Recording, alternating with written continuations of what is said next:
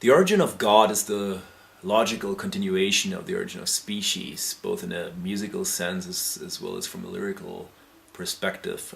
The lyrics are based on Richard Dawkins' book, The Blind Watchmaker. And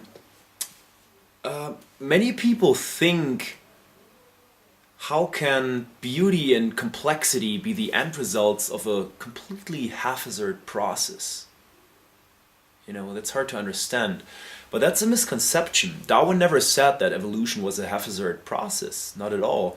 There's two mechanisms in evolution. The first one is called mutation, and that's a haphazard process. That's something that just happens. You know, it's like sudden, unforeseen changes in the genetic material.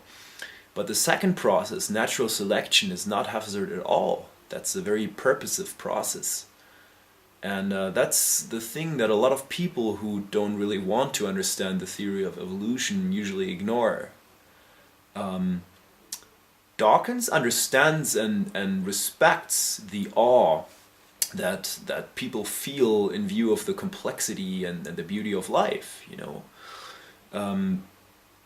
And also the seemingly natural desire to explain all that by the assumption of a creator.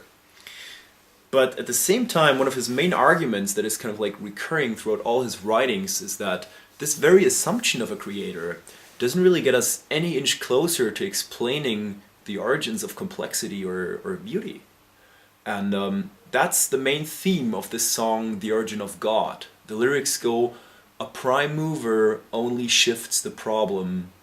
If every complex structure needed an architect, then this prime mover, this architect, would need to be even more complex than anything he created."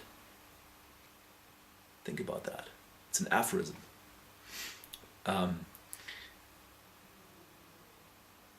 It's an endless regression. You know, the assumption of a creator doesn't really help us understand complexity or beauty or any of the things that religion is supposed to offer an explanation for, where natural science can't offer an explanation. And I agree that there are a lot of things that natural science has no explanations for now, today, 2010. I really strongly believe that it's only a matter of time until we will be able to find rational explanations for almost all the things that we can't explain today. But even if not, you know, that doesn't make a difference. As a matter of fact, religion doesn't really get us any closer to explaining these things or understanding these things, because it's always, it's still the question remains, if we assume God to as an explanation for creating these things that we don't understand, then who made God?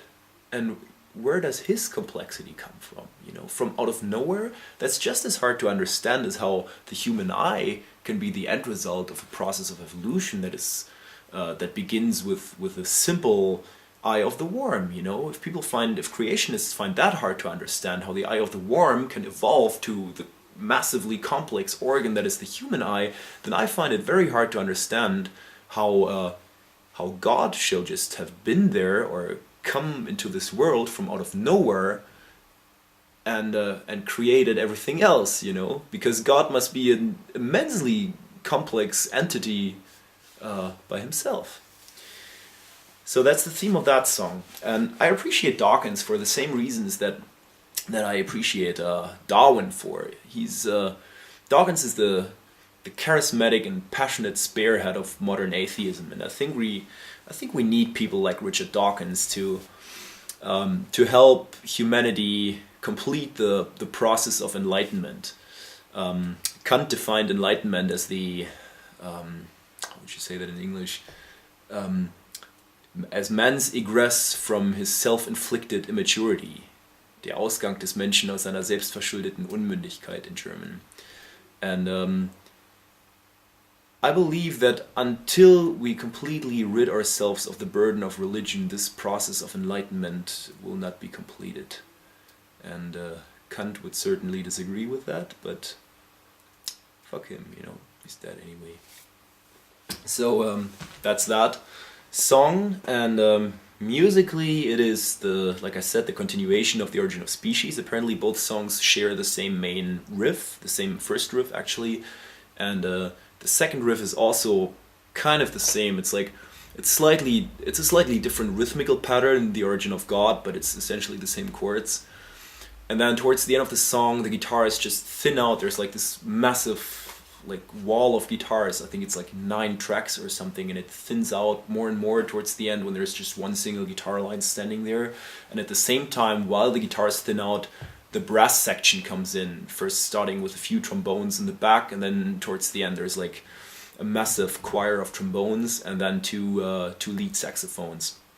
And that was actually something we added fairly last minute in the recording process. It was only meant to be trombones in the beginning, but we had the sax player who recorded baritone sax for the midsection of The Origin of Species, and I was just amazed by the sound of his baritone sax. It's an evil instrument. It's just so bassy and low, and so we wanted to use it a little more, and we had this outro part there for The Origin of God, and we just decided to just give it a go and let him try out a few things, and he basically improvised, and it was getting better and better, and I think we recorded like 40 takes or something like that. It was crazy. We spent the whole night recording takes and then cut it all together in a way that made sense and sounded good. And in the end, it's this saxophone battle. It's like 2 lead saxophones that are battling each other. I think it's really cool.